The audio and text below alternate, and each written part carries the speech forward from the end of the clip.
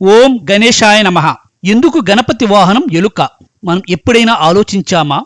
ఎందుకు వినాయకుడు తన వాహనంగా సింహం, ఏనుగు, గరుత్మంతుడు కాదు, చిన్న ఎలుకనే ఎందుకు ఎంచుకున్నాడు? ఎలుక అంటే ఏమిటి? ఎలుక ఎక్కడైనా గుంత కొడుతుంది, ఆగదు, అన్ని తినేస్తుంది. అదెలా? మన కోరికలు కూడా అంతం లేని లోభం, అహంకారం, అవి మనసును గజిబిజి చేస్తాయి. గణపతి అంటే జ్ఞానం, వివేకం, నియంత్రణకు ప్రతీక.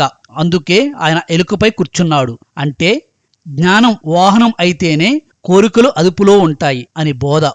పురాణాల ప్రకారం ఒక యక్షుడు తన అహంకారంతో శాపం పొంది ఎలుకగా మారాడు. అతడు భూమిని నాశనం చేస్తూ ఉండగా గణపతి తన శక్తితో ఆ ఎలుకను అదుపులోకి తెచ్చాడు. అంతేకాకుండా దానిని తన వాహనంగా మార్చుకున్నాడు. అంటే అహంకారం కూడా భక్తిలో లీనమైపోతుంది అన్న సందేశం. పెద్ద గణపతి చిన్న ఎలుకపై కూర్చోవడం ద్వారా మరొక బోధ ఉంది. మనలో ప్రతి ఒక్కరూ ఎంత చిన్నవాళ్లైనా ఒక పని, ఒక ఉపయోగం ఉంటుందని గణేశుడు చూపించాడు. కాబట్టి గణపతి వాహనం ఎలుక అనేది ఒక గొప్ప ఆధ్యాత్మిక సందేశం. మన లోభం, కోరికలు ఎలుకలాంటివి. వాటిని జ్ఞానం అనే గణేశుడు మాత్రమే అదుపులో పెడతాడు. జై గణేశాయ నమః.